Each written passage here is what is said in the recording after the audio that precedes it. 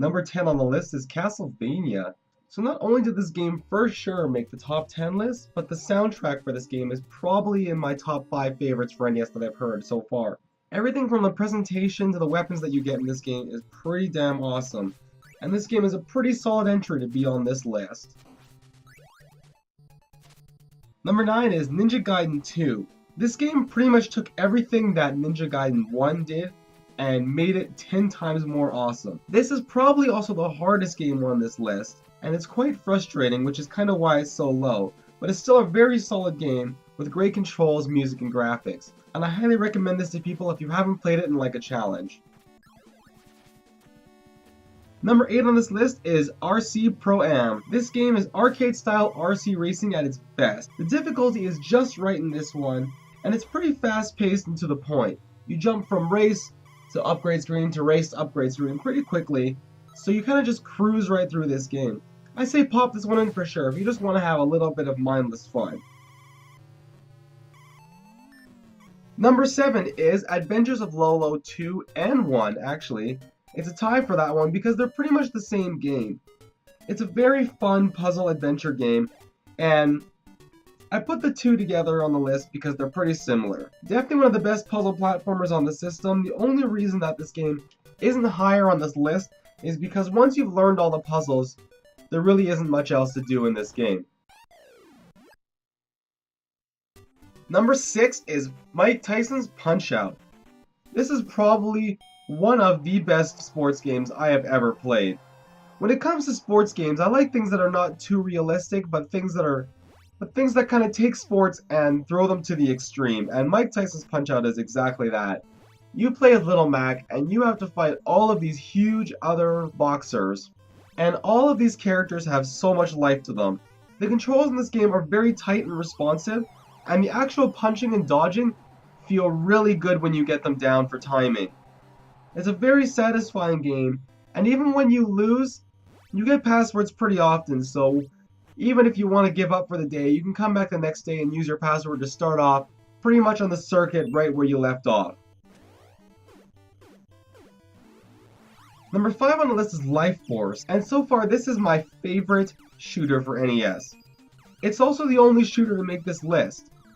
One of the things I really like about this game is the upgrades and the system for getting them. Like how you get one tick on your little upgrade meter each time, and then when you want to get the right upgrade, you press the button and you get that upgrade, and then the meter starts all over again.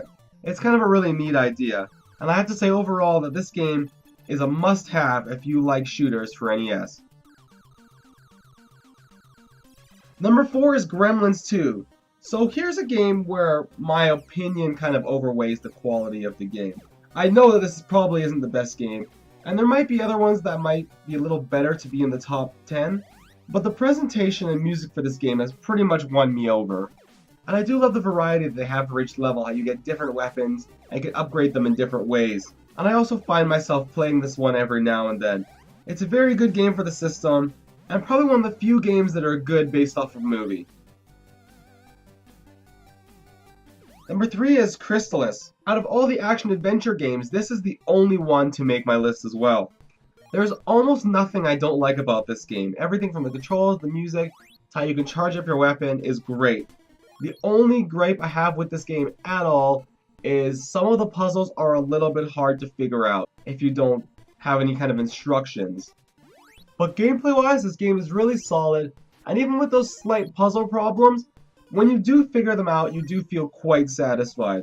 This game is pretty much, for me, what Legend of Zelda is for everyone else.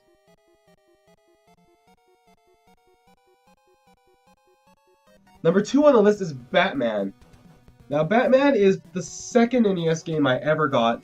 I remember getting this game for probably my 7th or 8th birthday, and I was super thrilled getting this game. I pretty much never played Mario again after I had this game.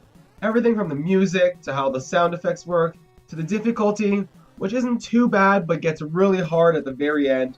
I still have yet to beat this game. I've kind of only ever made it to Joker's Castle, but one day I'll have to sit down and finally crank all the way through it. This is an awesome title for NES, and it definitely has a good reason for being in the number 2 spot. Number 1 is Kirby's Adventure. Now, this game made number 1 on the list because there's nothing I don't like about this game, and it is probably the funnest game I've played for NES. The difficulty's not too high and not too easy. Being able to get the different power-ups through each level and kind of play the level your own way. Even the fact you can use the different power-ups on the bosses and kind of beat the game your own way really adds to the flavor of this game. It has really great replay value, and I love all the mini-games. I never have a bad time when I pop this game in, and it's definitely one of the best for NES. And I can say that even without playing about 500 other games that I haven't played yet for this system. And on that note, guys, I will see you tomorrow. Bye.